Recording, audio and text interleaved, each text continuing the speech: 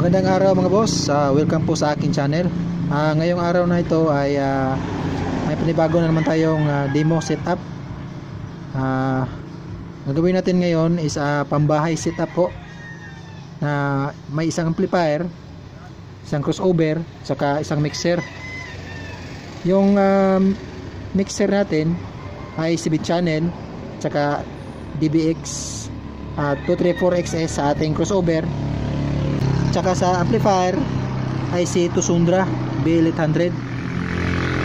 Ang gagawin ho natin ay yung channel A ng ating amplifier is gagamitin natin sa sub. Yung channel B naman ng ating amplifier is gagamitin natin sa mid-high. Punta naman tayo sa ating crossover.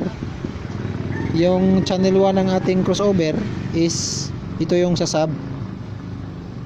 Yung channel 2 naman ng ating crossover is yung sa mid-high. Bale ito two-way setup ho yung gagawin natin gamit ang isang amplifier natin. Sige mga boss, punta tayo sa likod. Una nating connection mga boss is yung output ng ating mixer, left and right. Ito yung gagamitin natin kasi PL yung gamit ng ating mixer. Ito yung min out nya, left saka right.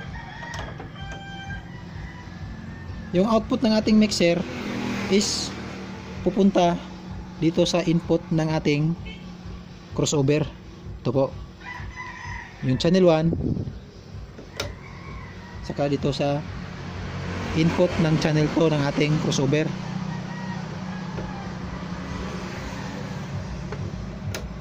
Yan. Make sure ho na yung settings ng ating crossover is naka two-way. Yan. Dapat naka-press po yung ating crossover dito. Yan, sa kaliwa. Dapat ho naka-press yan. Pag ito kasi naka-press yung isa is naka mono four-way yan. Yan. Dapat ito naka-press yung nasa kaliwa. Yan, para sa two-way stereo. Yan po.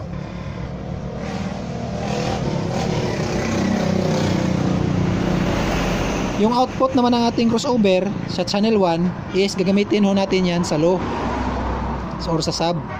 Dito po, dito tayo kukonek sa low output po ng ating crossover. Ito yung gagamitin natin sa sub. Yan. Yung input naman ng ating galing sa ating output ng ating crossover is pupunta ho ito sa ating amplifier. Yan.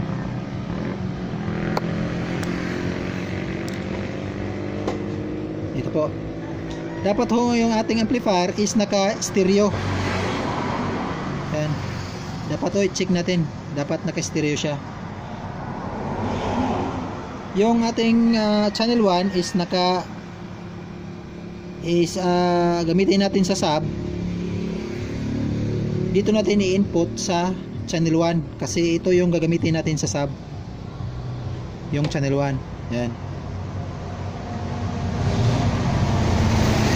Yung channel 2 naman ng ating crossover, yung output nya naka two-way tayo na settings. Dito tayo kukonek sa high kasi yung two-way yan, naka-indicate yan sa baba, high.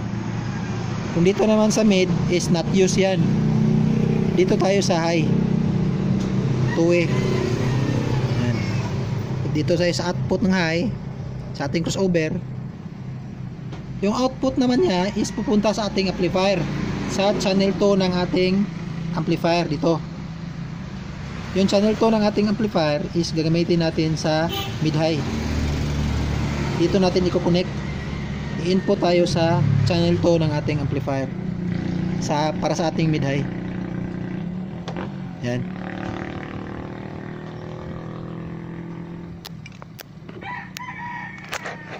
Yan po. Recap ho tayo. ito yung main output natin, ito yung main output natin. Yan, left and right. Yung output ng ating mixer is pupunta yon sa ating crossover. Yan, pupunta dito sa crossover, sa input channel 1 tsaka sa input channel 2. Galing ho sa ating mixer. Ito, mula output ng ating mixer papuntang output ng ating mixer, yan, papuntang crossover.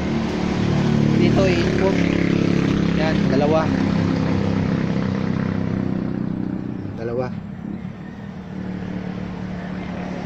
Yung output naman ng ating crossover sa low, yan, papunta ho itong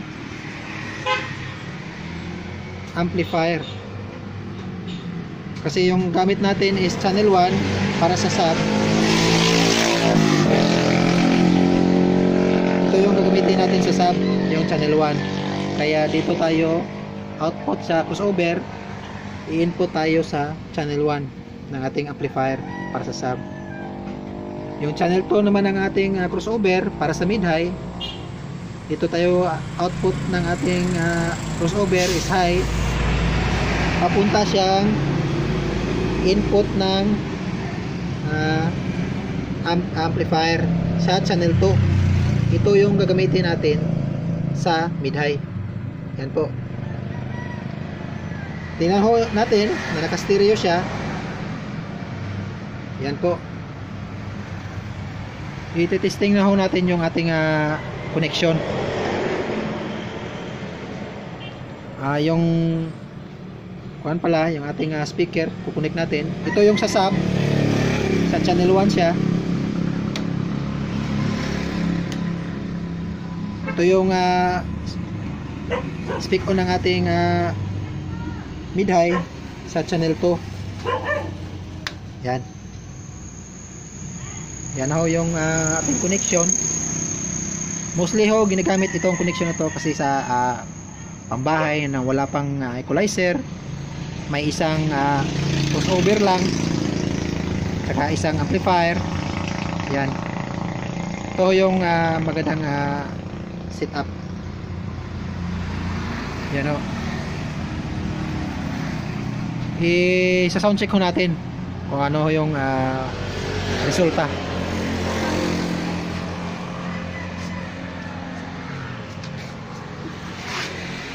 Pero ang gamit ho natin na mga box ay si RCF tsaka yung full range na D12.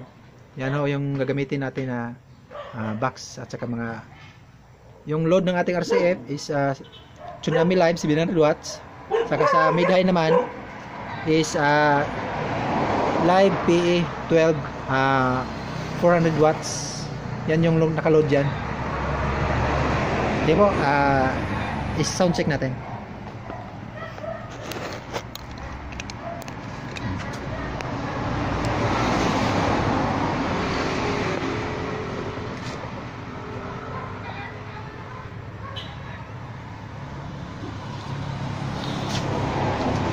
I-on natin yung amplifier. Yan. Saka yung mixer natin, on natin.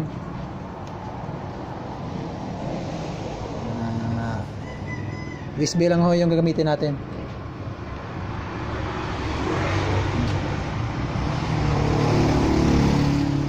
Yan mga boss. Una natin isa sound check is yung mid-high. Yung mid-high natin is yung channel B. Ito yung una nating isa sound check.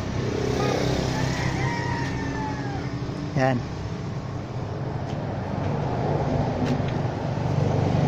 Testing mo natin.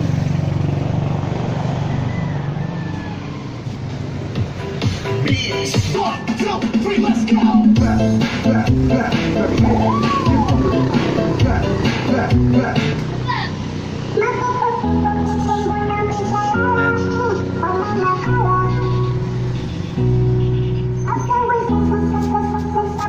Ito yung sa sub, saka ito yung sa mid-high.